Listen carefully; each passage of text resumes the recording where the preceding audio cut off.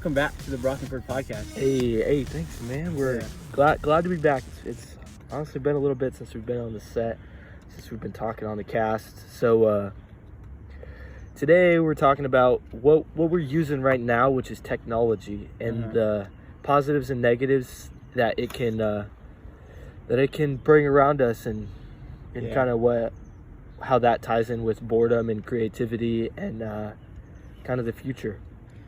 Yeah, we've been reading a lot of articles about it, about Facebook, and just how a lot of just new technology's coming out. That's kind of it's been kind of crazy, so I feel like we need to talk about it. Yeah, so I think one of the huge things with technology is we're able to connect with people worldwide, and that can bring both positives and negatives, because connection worldwide can lead to new advances, as well as learning more about other people's cultures across the world. But it can also kind of tear us apart because of technology. Yeah, that's for sure. Yeah, there's definitely been a lot of goods and bads, and there's just been a lot of goods and bads. So one of the things that's kind of controversial, whether it's good or bad, is artificial intelligence. And we read through an article. Title of the article was "You Can't Spell Creative Without AI," and I pulled a quote out of there, and it's, "The new advances in software applications that process human language lie at the heart of a long-running debate over whether computer technology such as artificial intelligence will enhance or even begin to substitute for human creativity." And that was by Mr. Markov.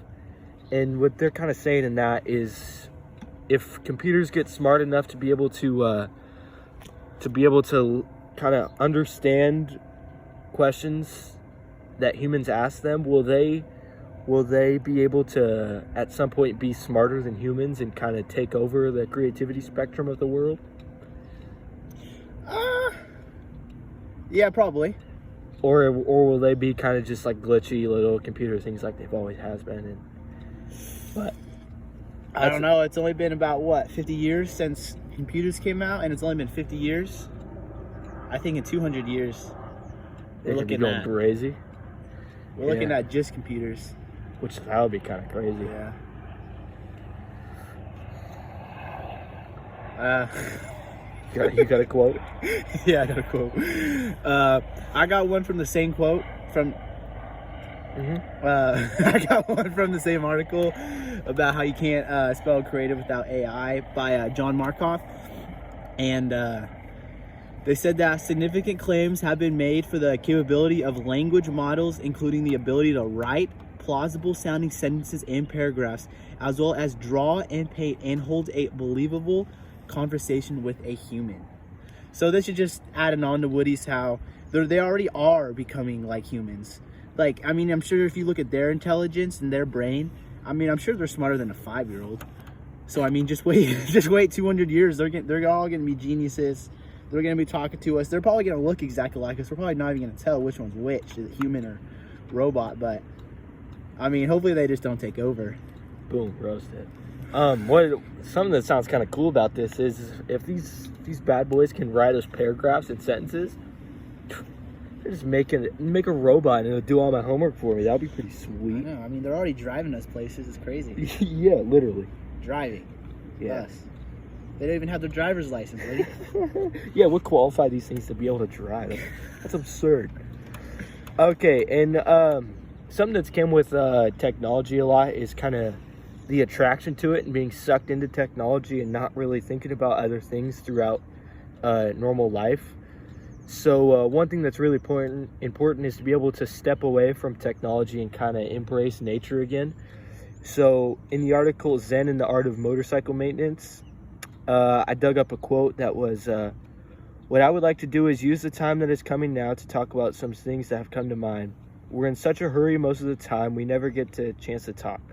The result is a kind of endless day-to-day shallowness, a monotony that leaves a person wondering years later where all that time went. Sorry, it's all gone."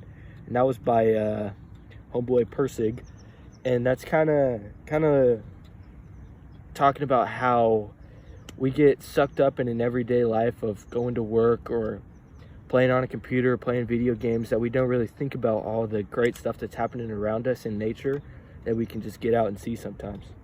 Yeah, didn't that article say how an average person spends over a year of their life on Facebook? It's like as little as like 1 year, 2 years. Yeah, They spend like if you add up their total time on Facebook, it's like over a year of their like, probably not when they were sleeping, but like if you add up their year when they're awake, I mean that time's put to Facebook. It's crazy. Just to look at some other people's pictures about other people's lives. Yeah, which is just crazy.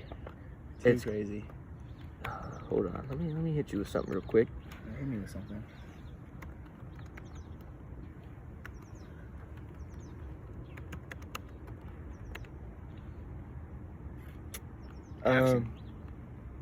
Yeah, so that a year on Facebook, dude, that's literally over 31 million seconds. How crazy is that? 31 million seconds. 31 million seconds spent on Facebook. When you could be outside in nature, chasing down a deer, or just having in real life conversations with other people, actually talking to other people instead of just interacting with them on a screen. Yeah, dude, that's on Facebook. You could be riding on the back of a dolphin, kissing a turtle. Yep. Fighting an alligator. Think about that. Think about that for a second. You're sitting on a computer or your phone. And then with technology, there comes a lot of bad things, because it could lead everyone to think one way, because a lot of people are stuck on social media and they might just believe what they see on social media, so it can kind of lead everyone to think the same way, which could be very very dangerous for the future, and then the AI could just take over, the psychopaths. Yeah. Maybe good or bad, who knows at this point. But speaking of being on your phone, I think it's because a lot of people are bored, and when they're bored, it's easy just go on Facebook. Instead of go outside, go on Facebook, go on Instagram, go on Snapchat. It's so easy just to not be bored. And I got a quote from Embrace Boredom to Become More Creative by Ian Robertson. And he says, by stopping ourselves from ever being bored, we risk feeding our curiosity with constant tidbits of intellectual junk food, blunts, and appetite for the sustained. Curiosity, which is the lifeblood of great literature, science, and innovation. So this is just saying how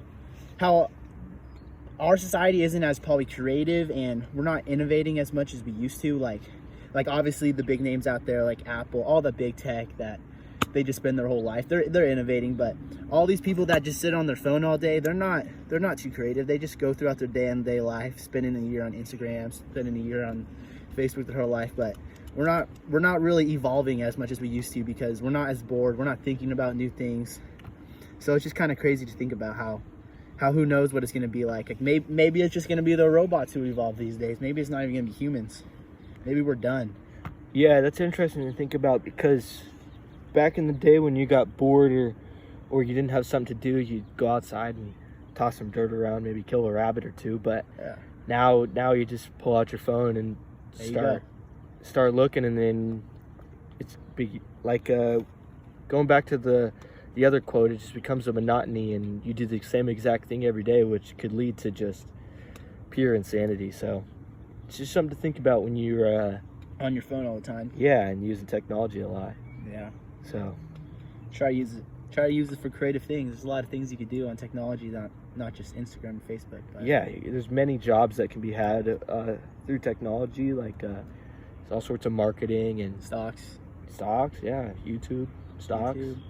Bunch of creative things. So that's the thing, though. Technology has created a lot of creative things for other people to do, but I just feel like it's been a little bit more bad than good lately, especially lately with this whole pandemic, people stuck in their house. I mean, you always see people just, oh yeah, I binge watch this, I binge watch that. Oh, you don't see people saying, yeah, I went on my phone to start a new business. You don't see much of that. Like, obviously technology has created a path for certain people, but it's also created a lot of downward spirals for a lot of people's lives, just to be lazy all the time. Yeah, that is very true. And speaking of being lazy, we were coming down to the set today, and there was all sorts of trash on the football field.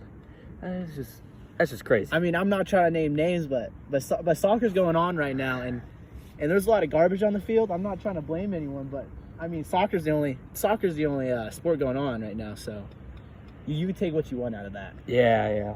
Trash is just dangerous. It's dangerous to technology. Pollution, to this new field that we just spent $1 million on. You're just throwing trash on it already. it's just something to think about. Something to think about. I don't know who did it, but yeah. All right. So thanks for tuning into this is episode 3 of the Brock and ByrdCast, and today we got a Coca-Cola sponsorship. You see that down there? We're, zero sugar, especially. Yeah, zero sugar Coca-Cola, just keeping us alive while we're casting, and gotta enjoy the little things sometimes. We're very happy about it. It was about a $4 million deal, so that helped us out a lot. Yeah. And but yeah, so you could check us out at the Brock and ByrdCast on YouTube, Instagram, Twitter, MySpace. Always Investopedia.com. Yeah, let's make some money. We got an affiliate link with Investopedia now. Yeah, it's called Bird and Brock the Cast. Again, Bird and Brock the Cast. Exit. Yep. You get another free $1 million to mess around with whenever you use paper trading. Yeah, and get in the stock market. Might as well. I mean, have some fun with it. Yeah. All right. So thanks for joining us for the 3rd episode of the Brock and ByrdCast. This was technology. Peace out.